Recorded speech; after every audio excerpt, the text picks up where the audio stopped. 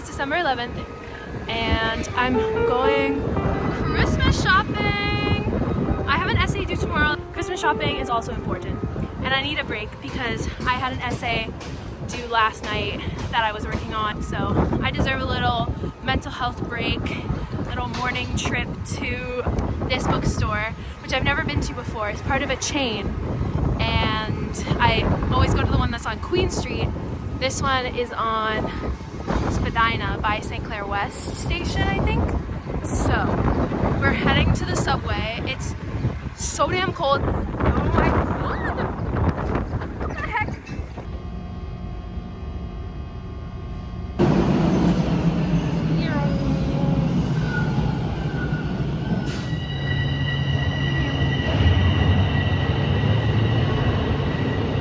Okay, I failed my mission. They didn't have the book that I went there to get, which is a little annoying because their other location had it, but anyways, it's fine. I'm trying to decide if I should go to the other location. It's 50 minutes away from where I am now. Let's do it. I have my book.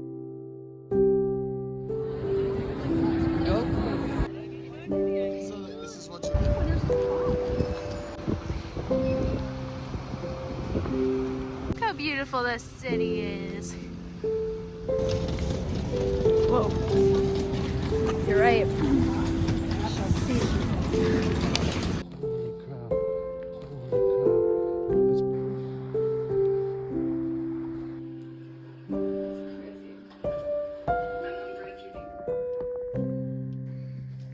Let me just back it up. Hi guys, I'm in my bedroom at home because it is actually Christmas break, and yeah, so it's been a while since I've talked and I thought I would come on and just explain my final exams, because this is definitely something that I would have found interesting in high school or even in first and second year, to kind of see what it looks like in upper year of university, seeing what the exams are like, what the final assignments are like, what the workload is like in final exam season.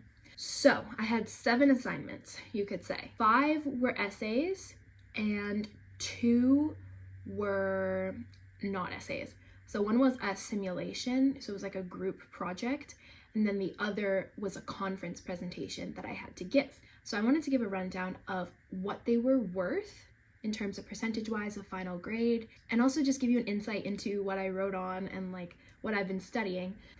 And yes, I'm wearing pajamas, don't judge me. This is a writing and work day, so I just want to be comfy. Plus, I think these pajama pants are like the cutest thing ever. So let's get into the assignments.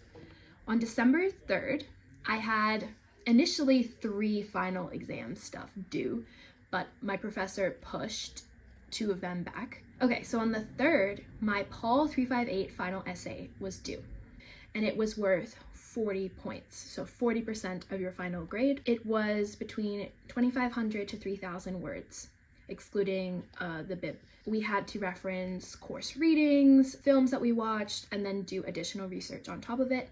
We basically had to do like a case study, and we had to compare 3 countries. We had to basically write on a thread of our own making that tied these 3 countries together, and we could choose any country that we had studied. But yes, so for my exam topic, also I should say I got an A on this exam. I already got the grade back. I think it was an A. My exam was titled An Examination of Ethnic Conflicts and the Failures of Consociationalism in Cyprus, Bosnia and Herzegovina, and Kosovo. My final word count was 2,922 words. 3,000 was the max, and this ended up being 13 pages without the bib.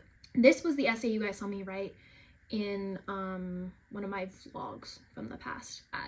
Yes, a big thread that I found in my research and that I wrote on was the intrastate conflicts in Cyprus, Kosovo, and Bosnia. Now Kosovo, it's a bit different to write on because I had to write on Serbia, because Kosovo is a country that has broken away from Serbia because it is a minority. So it was a bit difficult to write on because in the cases of Bosnia and Cyprus, I'm writing about how the minority broke away. But then in Kosovo is the minority that broke away. But yeah, that was my exam. Honestly, super interesting topic, and I enjoyed, but a little bit disappointed at my grade, but it's okay. Next up was my European Affairs media analysis and my European Affairs final essay. Both of these were due on December 6th. So for my research essay, I wrote on the future of Cyprus, basically. Yeah, so I titled it The Future of Cyprus, The Challenges and the challenges and status of reunification 50 years post 1974. Again, this was a 13-page research essay. Word says that it's 3,500 words, but that's with the bib, so it's probably 3,000 words again. Yeah, crazy. I wrote this paper in, you don't even want to know how many days. So on this research essay, I got an A, and as you may guess from the title, I wrote on Cyprus, which was my like specialty in the special topics class that we had, our seminar class. Basically, I wrote on how 2024 was history year for Cyprus. Not only was it the 20th anniversary of EU accession, meaning like they joined the EU, it also marked 50 years since the events of 1974. If you do not know, quick rundown, there was a attempted coup by the Greek military junta. There was a Turkish invasion, a war, and then basically a breakaway region of Cyprus formed in the north. So it's been 50 years since all of that. I wrote on kind of like the effects of British rule of Cyprus, the effects of British colonization,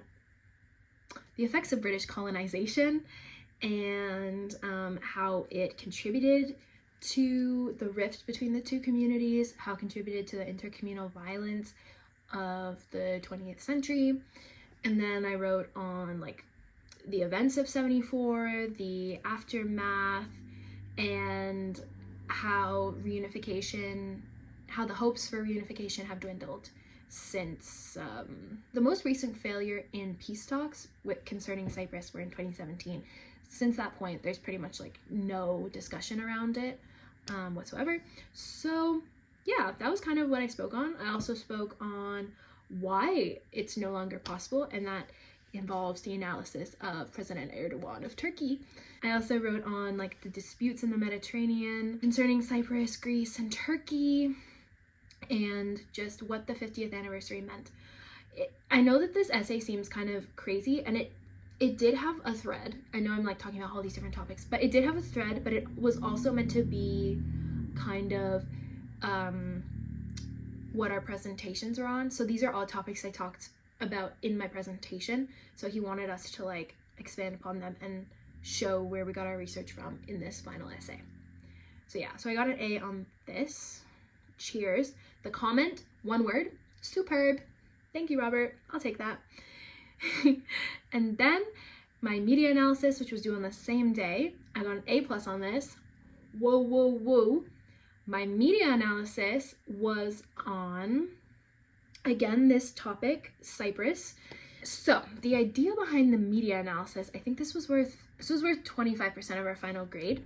The idea behind this was that we utilized the language that we specialize in for European affairs, and we analyzed the media of the country that we studied. But I have studied French as my language for European affairs. I think I wanted to study the media of Greece and see how they covered all of these things, but I don't speak Greek. So I had to switch tactics, and I decided to study how British media covered the events of 74, and it was really interesting. Most of the media outlets in Britain were occupied with the idea of, oh no, how are we going to rescue all the British people who are on holiday in Cyprus and who are now caught in the crosshairs of war? They never really took much attention to the war itself. They pretty much didn't cover the war very well, and only talked about, oh no, British people had to flee on the planes and left all their things behind in their vacation house. And obviously, like, these people experienced trauma. At the same time, I found it very disheartening to see that there was so little coverage of the traumas that were being experienced by the Cypriot people themselves, which is pretty classic for Britain, actually, I'd have to say. So yeah, that's what I wrote on, and it was very interesting. Not only did I write on like how newspapers covered it, I also looked at like video coverage, because there was a couple news outlets who had journalists on the ground like filming the invasion. And so it's actually really interesting because you can watch like Turkish paratroopers invading the island. You can see all these things on YouTube. So I was writing on that, and yeah, that's what I wrote on for that. Then on the 11th of December, my HIS 388 final essay was due. This essay was 68 pages. I think I made it 7.5 pages. So this hasn't been graded yet, so if I got an absolutely atrocious grade on this, I'm actually gonna be a little devastated, because I thought I was spitting kind of some crazy facts here. I titled it Hausmann. I don't speak German, I'm so sorry. Well, he's French, but he's from Alsace, so I think that's why he has a German name. Hausmann Hausmannization to peripheralization. The aims and effects of Georges Hausmann's transformation of 19th century Paris. Yeah, so essentially, if you don't know, you may know, some people may know, between 1853 and 1870, Paris was transformed. Essentially, this is under Napoleon III. So this is the Second Empire. Under Napoleon III, he was like, we're gonna modernize Paris. And he hired Georges Haussmann to modernize Paris and transform it into like this global capital of modernity and light. Yeah, so they transformed the center of Paris, basically razed it to the ground, destroyed all, especially like the medieval parts of the city where most of the working class or poor lived. They instituted like a sewer system, gas lights for the streets, but most significantly that we see today is Haussmann basically created these uniform buildings in Paris. So you know when you go to Paris and you see like a beige stone, like straight streets, and made it very more uniform. Primary aim of this was to prevent poor people from being able to form barricades and the sort of things that happened in like the revolutions and stuff. I argue that the effect of this is felt today, not only in the character of Paris as we know today, like the architectural character, but also in the way that the banlieues of Paris, so the suburbs in English, have become kind of these places of fomented anger against the French state, have become heavily racialized and very poor places, typically.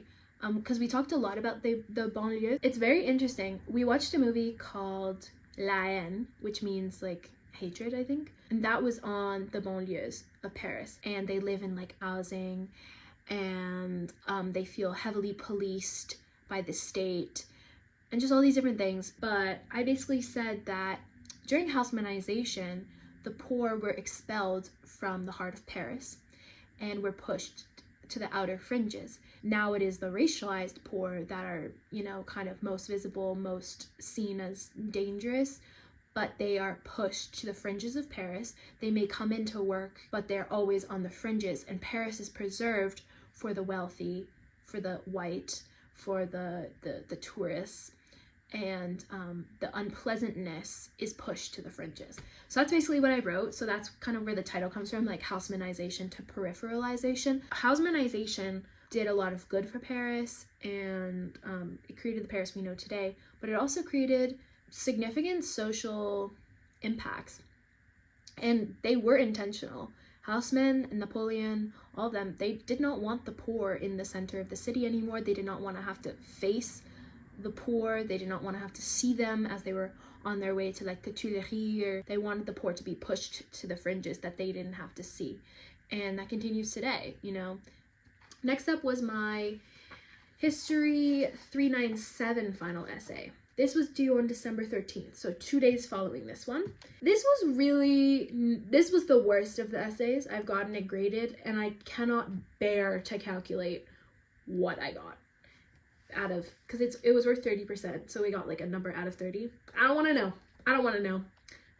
Just surprise me on Acorn later. But yeah, there was like a list of topics we could choose, I think. I don't remember, guys. Oh my god. And I wrote on the mothers of the Plaza de Mayo, the search for justice, and the disappeared under Argentina's junta. So yeah, so this was from a human rights class, and I chose the mothers of the Plaza de Mayo to be like the human rights group that I examined for this essay. Basically writing how they transformed